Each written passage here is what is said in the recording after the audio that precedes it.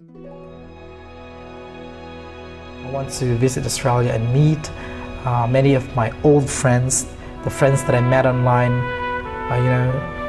for many years now, and I want to meet them in person, like finally, because they are the reason why I'm here in Singapore.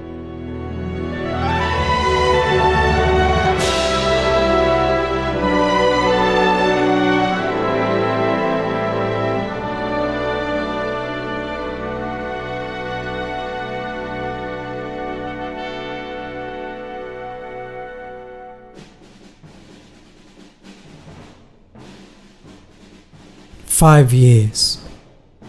5 years have now passed since I left my village in the Philippines with a dream of going into a far distant land, to the land down under.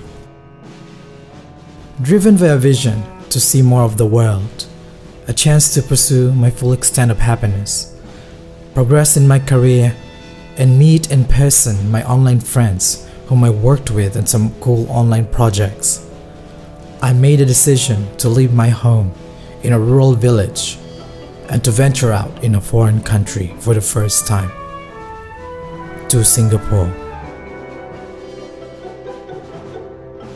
I came to Singapore and I found a job and had a rough start. For almost 2 years, at the end of each day, I would sleep on the floor and wake up seeing the office ceiling. It was a tough and weird life arrangement. I was solitary and was surrounded with people whom I felt were apathetic. Many times, I questioned myself if it was even worth leaving the comforts of my home country. Around this time, I discovered Club Street, one of the social epicenters of the city-state. There, I met a lot of new friends from all over the world. They brought sunshine and colors to my bleak life, and a lot of new great experiences and wisdom. I also met someone that ensnared my heart to have it broken for the first time. This event and the unexpected worsening of my work situation somehow pushed me to be in a constant search for comfort and fun, and I subconsciously drifted away from my mission.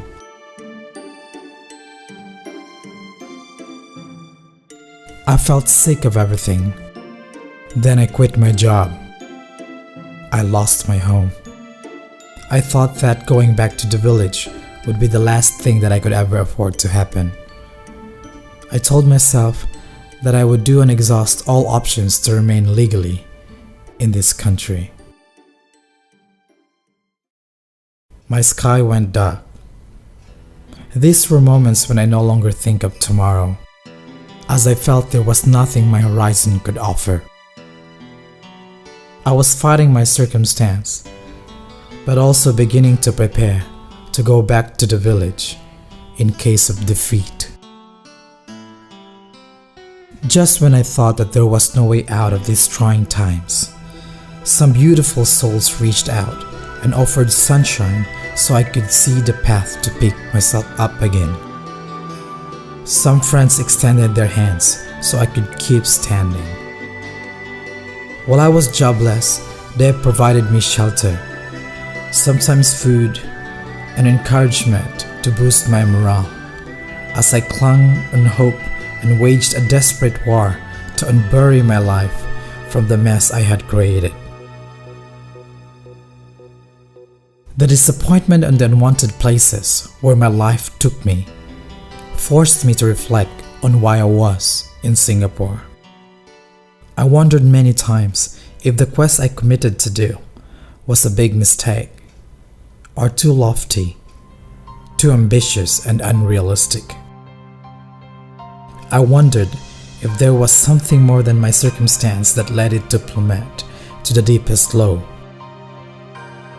The few friends who remained on my side helped me confront my own flaws, accept the poor decisions that I made that didn't help my situation, yet expressed strong confidence in me and faith.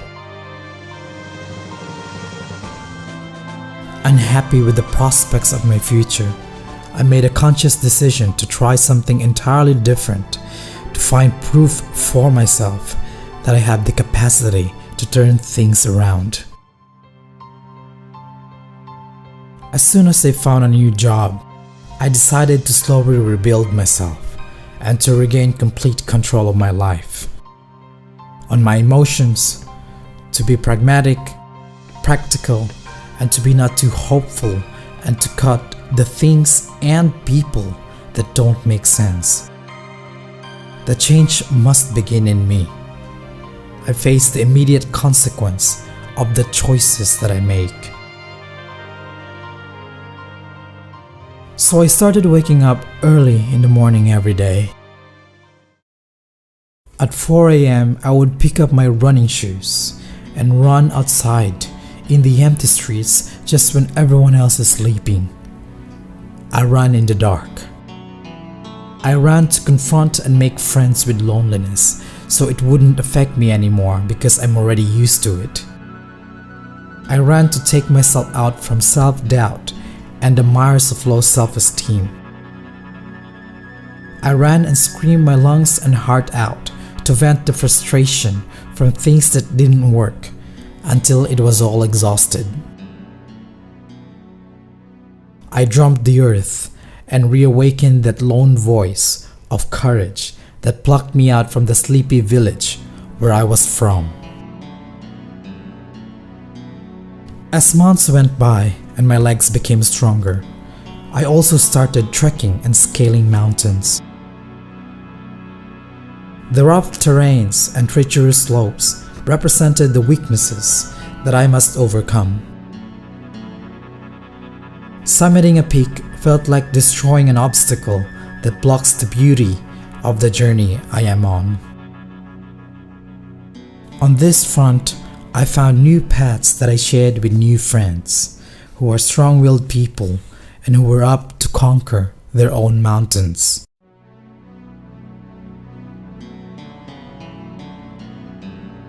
At the same time, I started picking up long-distance running. I started running 5 kilometers, then 10, then 15. When there's no mountain to climb, I would run 21 kilometers on a normal weekend. Then it became regular, and I saw myself slowly improve. Thrilled to discover my new limits, I began running full marathons. I managed to complete one and successively done a few more. I shuffled together with high-performing, fast men who are unbent in their will to win at road races, at work, and life. I looked up to them and they became my inspiration until I started living my life like a true athlete. My newfound love in sports enabled me to explore new countries and to earn travel experience that strengthened my passport. I ran 42 kilometers in Singapore, in Myanmar, in Japan, on the mountains of Hong Kong, China, in Thailand. My legs took me even across a few old cities in Europe. The mileage I clocked from all the 9 marathons that I have done by far pulled me back closer and closer to my original quest as I unconsciously began to tick off some of the objectives of the Grand Australia. It has brought me to the world. For each time I completed an ordeal and blazed across the finish line, there was something in me that kept improving. There was increase in confidence with myself. What went astray before is now back on track.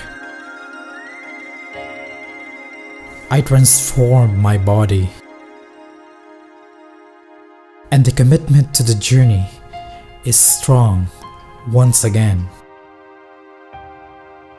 I captained my boat and sailed passionately through the rough seas of life for many months and years.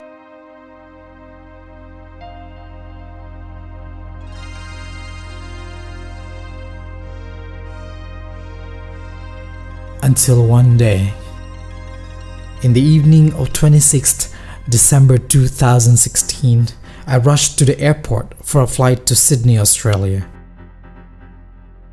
With me was an Australian flag that I received 5 years ago and kept for a long time as a symbol of this journey, an eternal flame. Along with it are the challenges, the loneliness and tears, the achievements, the frustrations, the 18 countries I've been since I left the Philippines, my dreams and aspirations, my hopes, my heart, the very reason why I am in Singapore. The much awaited day has come. The days to experience the beautiful home of the people I've met online and to meet them in person for triggering a total change in my life are now set to occur. A flag is about to return to its motherland.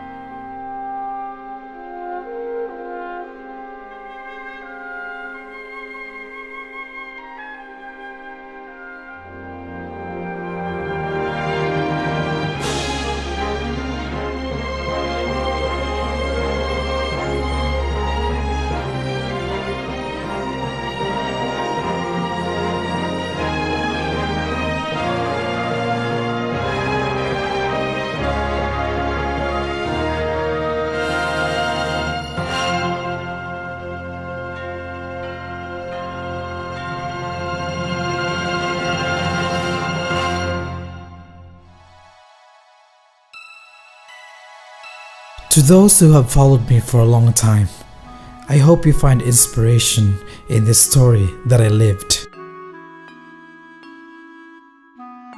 And to all my friends in Singapore, in Australia, in the Philippines, and elsewhere, my heartfelt thanks for all of your love and support and for remaining with me in the last 5 years or more.